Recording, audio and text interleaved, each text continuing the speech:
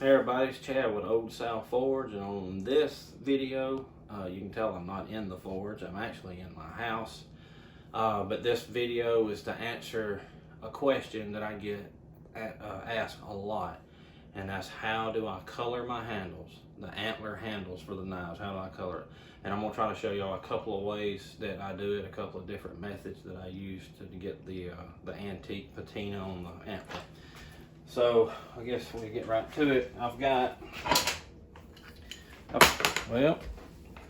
3 little pieces of antler here, just cut off, some 2 tines and this piece of beam. You see these are light color, they're pretty light, and for some reason I can't hold on to them. And this one has got, that's pretty much I think the color when you get it. Most antlers are about that color, but I'm going to show you how to change it up a little bit. So on this one, this is a dye. It's an alcohol-based dye, I think. Trans Tint is the name of it. And this that I got from a wood supplier. Actually, to be exact, it was the Atlanta Woodcraft, close to where I live. And it's a pigmented dye. It's not a stain. It's an actual dye, and that's what you need if you're going to be coloring antler or even wood. Highly figured woods like curly maple and that sort of thing, you don't need a stain, you need a dye. So put a little bit, that was a little too much, but I'll just show you what kind of color you can get out of this. And this is an amber color. You can get reds, yellows, you can actually get green, blue if you want to do that, but just to get a good color here. Put some age on that antler. Just kind of let that set on there for a little bit, rub it in good. Put a little bit on the end.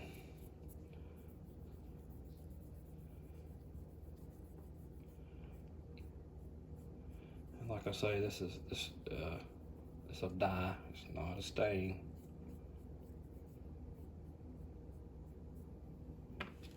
Kind of let that set on it for a minute. You can see the color change. Just let that set there for a minute. All right, and the second method, we got some tea bags boiling, 5 of them, don't matter what brand. So I got 5 tea bags. You want to try to get them, boiled as dark as you can. Turn the heat. You don't need it tumbling real hard. You don't want to run a steam engine off of it, but you need to get it to a boil, maybe low. And I'll take these other 2 pieces. You see it? See the color of it now? Just drop it in there, and we're going to drop this piece. You can see the color here. We're going to try to darken it up just a little bit. If you wanted to darken this piece up. So we'll just put them in the tea and let that boil just a little bit. Just leave the tea bags in there. The stronger the concentration is, the better. We'll just put that in there and let that boil for probably about 20 minutes and let it tumble for a little bit, and then we'll check them. All right, y'all. 10 minutes. I told you 20 minutes. About 20 minutes on the antlers. Boil them in the tea. Had them in for about 10 minutes, and let's show you. There's that piece of beam. Check it out. A lot darker than it was all the way around. Okay, because one side of the antler was a little lighter and one side was a little darker, so it'll probably continue to be lighter on one side, darker on the other. Just kind of dry it off here a little bit. And that's the darker of the 2. All right, we'll set it right over here. We got this piece of tine. It was kind of, remember how wide it was? Check it out, man. It's got some really pretty color to it. Look at that. It's gonna lose its sheen when you pull it out of there. Just wipe that off. Okay.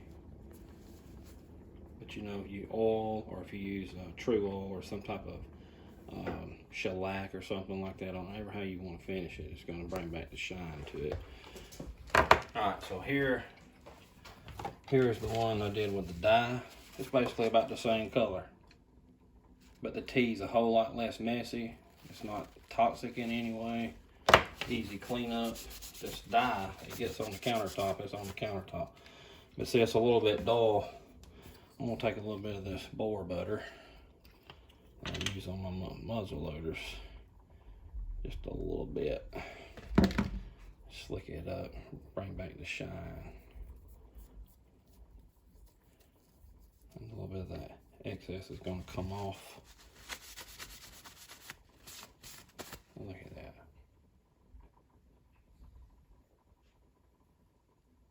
Looks good. Right. Same thing. Here's our tine that was white. It is permanently. So one thing about the tea also, I usually put about a spoonful of salt in a little pan like this, because the salt seems to help the tea penetrate the surface of the antler, and it's a deep, you get a little bit deeper penetration, so therefore it don't scratch off really easy. Let's just lick it up here and see what it looks like, all oiled and prettied up.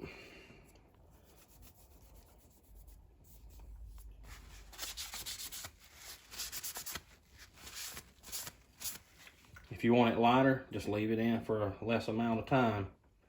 If you want it darker, leave it in there. Just pull it out every like minute or two and check it. But that's a real nice color right there. I don't know if the camera and the light's picking it up really well, but it's a real good color. All right, the last one is this piece of bean. Just put some of this wax on here. I'm gonna try to show y'all the color a little bit better than those other two pieces. Get right over here in this light. You see the browns and the ambers that show through, and that's why it really looks good on a knife. You got a little variation in the color throughout the antler. And that's from tea. Just boiling it in tea, and that was almost right at 10 minutes. It looks really nice. It's got a good deep brown, golden brown color to it. Good age look to it. So, you know, by the time you get it on the knife and that pewter bolster or brass, whatever you're using, it just really looks nice. It's just a really nice look. And there it is. I hope I was able to answer that question for a few of y'all. Hope it works for you. One thing I want to mention, when I do this, when I use the tea, and I'm boiling my handle of tea, they're already on the knife. I don't boil them before I put them on the knife. I get my knife made, I get the antler on there, because the reason I do that is because after I get it mounted on the knife and I pour my bolster, I'm gonna have to do some filing and sanding between the antler and the bolster, you know, to match those two up and then get them blended in. And sometimes, depending on what technique even with the tea, you know, you hit it with a file pretty deep and you're gonna be able to see it. So to prevent that, I'll go ahead and get my knife made up, and I'll usually use a little bit smaller, a can of work, a big like soup can, just that you get off the grocery store shelves, works really good, and it's a little bit, you know, slimmer. You ain't got this big diameter bowl here to work with, but I'll usually just put my knife handle first down in the tea like that. But you want to make sure, how you do it, just so the antler is submerged. And this is a cheap Kmart knife or Walmart knife. I'm just using it for demonstration. But you don't want this. You don't want your blade hanging over catching heat from an open flame or an eye or whatever, because you know, at that point your blade's already been heat treated and tempered. And if it's catching enough heat, that's definitely going to affect the steel. It's going to take your temper out of it. So make sure if you do it this way, keep it up like that, and don't let the blade hang over into the fire and catch all that heat. So I think that'll about do it. And here they are again. Take it. Some good looking stuff there. Added some age to it. And like I say, you know, for a lighter color, just put it in there for about 2 or 3 minutes. Just get it out every now and again and see what it looks like. If you want it darker, leave it in there a little bit darker. I hope this answers the question for some of y'all. I hope it helps you out. And don't forget to like and subscribe to the channel. I'll get some more videos out to y'all pretty soon as I can. In the meantime, try this. Just get you an old piece of antler like I did here, and just fool around with it and try it and see what works best for you. See you on the next video. Y'all have a good one.